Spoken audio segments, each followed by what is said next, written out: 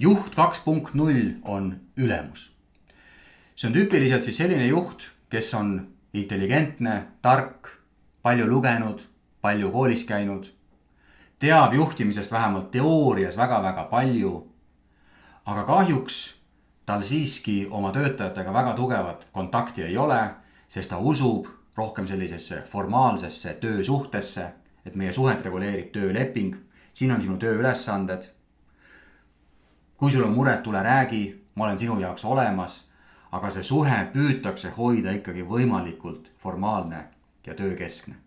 Seda ühelt poolt põhjusel, et tegelikult natukene ülemuse tüüpi juhi mõtteviis on jätkuvalt seal esimeses põlvkonnas, kus siis mina olen see otsustaja, mina olen see määraja ja sina oled siis see tegija ja ära sa tule mulle ütlema, mis on hästi või mis on halvasti, sest et lõppkokkuvõttes mina ikkagi olen juht. Mina vastutan ja mina otsustan.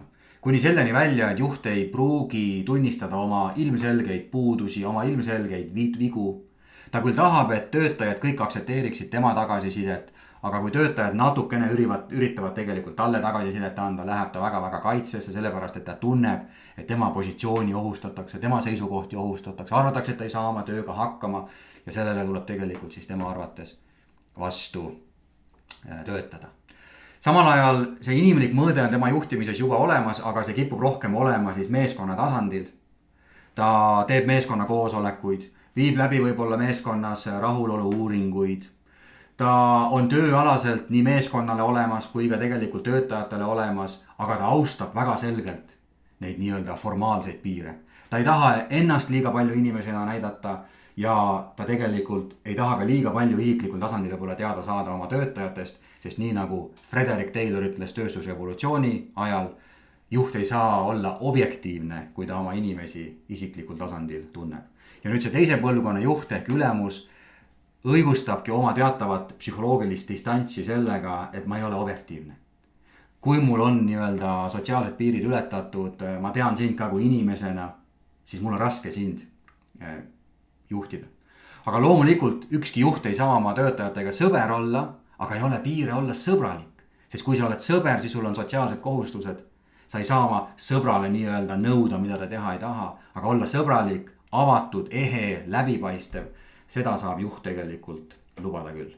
Ja nüüd ka teise põlvkonna juht ei jõua kunagi selle meeskonna tegeliku potentsiaalini. Sellepärast, et näiliselt tehakse koostööd, näiliselt on kõik hästi, seda nimetatakse kunstlikuks harmooniaks, saadakse läbi, käiakse koosolekutel, räägitakse, suheldakse, aga seal pinna all võib olla selliseid probleeme, üksteisega rahulolematust, sealhulgas juhi suunas, kolleegide suunas, millest ei räägita. Sest et kardetakse minna võib-olla konflikti ja kardetakse, et sellega ei osata enam mitte midagi peale hakata. Ja seetõttu juht küll tegeleb oma meeskonnaga, aga ta mõnes mõttes peidab neid päris probleeme, mida ta kuuleb, mida ta tunneb. Ja üritatakse üheskoos siis teha sellist nägu, et need ei olegi olulised, lõpuks me oleme ikkagi töömeeskond, lõpuks me peame ikkagi keskenduma tööasjadele ja kuigi meil on siin mingid rahulolematusi, pingeid, ega see ei takista ju töö tegemist. Keskendume tööle, sõpradega tegeleme väljaspool tööd, ega me siin ei olegi üksteise jaoks mingisugused sõbrad.